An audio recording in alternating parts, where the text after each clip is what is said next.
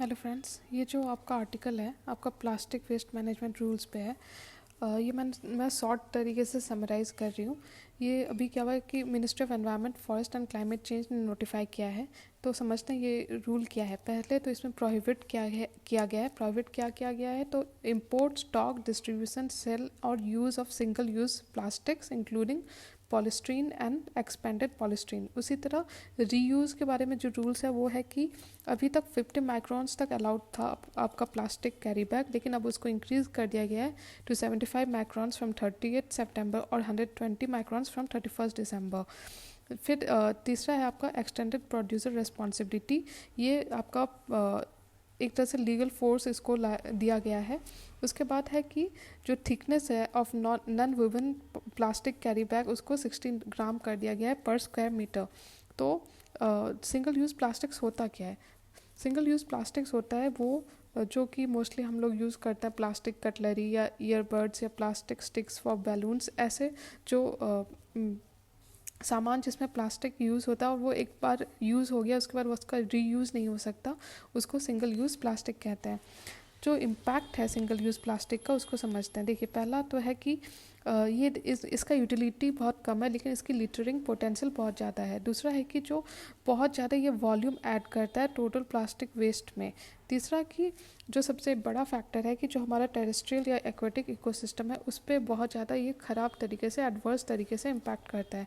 अगर हम इसका लार्जर कंसर्न देखें तो समझेंगे कि जो ये प्लास्टिक है इनकी चोकिंग कैपेसिटी बहुत ज़्यादा होती है। इस कारण हमारे वेटलैंड और वाटरवेज या जो ट्रांसपोर्टेशन है, वाटर ट्रांसपोर्ट, उसको ये हिंडर करता है, चोक कर देता है। दूसरा पॉइंट इसमें होगा आपका लार्जर कंसर्न में कि हमारी जो रिसाइकलिंग कैपेसिटी है वो उस लेवल पे नहीं है कि जो जितना प्लास्टिक वेस्ट है उसको फिर से रिसाइकिल कर सके। तीसरा पॉइंट है कि जो 43% जो इंडियन प्लास्टिक है वो सिर्फ पैकेजिंग में यूज़ होता है और साथ में ये सिंगल यूज़ प्लास्टिक है, इसलिए हमारे बायोडाइवर्सिटी के लिए गड़बड़ है।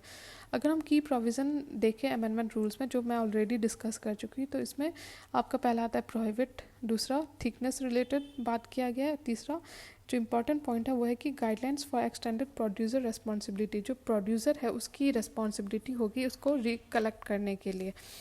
तो इस तरह से हमने समझा। अगर हम बाकी मेजर्स देखें जो कि लिए गए हैं फॉर सिंगल यूज़ प्लास्टिक्स, उसके लिए तो पहला पॉइंट है आपका स्पेशल टास्क फोर्स बनाए गए हैं by states and union territory. दूसरा पॉइंट है कि नेशनल लेवल पे भी टास्क फोर्स बनाया गया है by the union ministry of environment and forest. तीसरा पॉइंट है कि जो वेस्ट मैनेजमेंट इंफ्रास्ट्रक्चर है उसको स्ट्रेंथन किया गया है। कैसे? तो स्वच्छ भारत मिशन के अंदर। चौथा कि बहुत सारे एक्शन प्लान भी लिए गए हैं by state and union territories और साथ में जो सेंट्रल लेवल पे भी जो मिनिस्ट्रीज़ और डिपार्टमेंट है।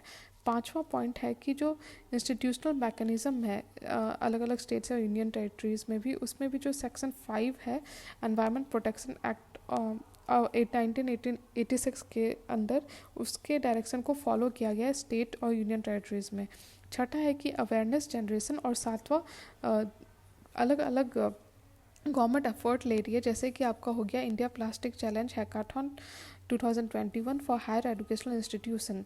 इसमें था कि जो अलग अलग स्टार्टअप या स्टूडेंट्स हैं वो अल्टरनेटिव्स जनरेट करेंगे सिंगल यूज़ प्लास्टिक के अगेंस्ट, मतलब कि सिंगल यूज़ प्लास्टिक की जगह कोई और चीज़ जो यूज़ की जा सके।